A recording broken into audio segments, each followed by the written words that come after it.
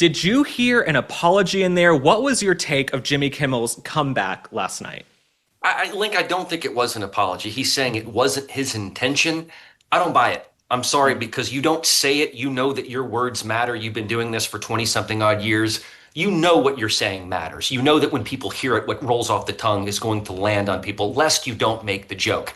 Now, I'm taking this with a mixed bag, Link, because what he said about Erica Kirk offering forgiveness to her husband's killer is worth noting. I don't want to throw the baby out with the bathwater here. It's important to note that Jimmy said we should follow the teachings of Jesus as he believes. That's the first time I've really ever heard that. This is a unique moment, in our culture and our society right now to talk about Jesus, to talk about what our faith is.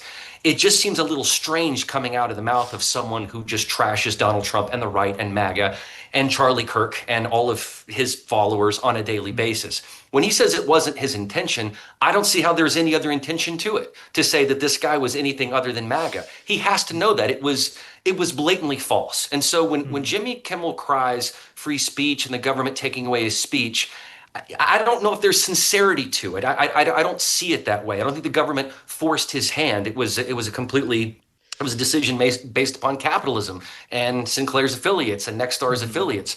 So when it comes to contrition, he stopped short of an apology. It's just so odd, Link, to hear him talk in one breath about faith in Jesus and how we should follow that example, and then spend the whole second half of his monologue trashing MAGA and Donald Trump. It's very difficult to take that. But I don't want to throw all of it away, because there were moments of what I felt there were bright spots.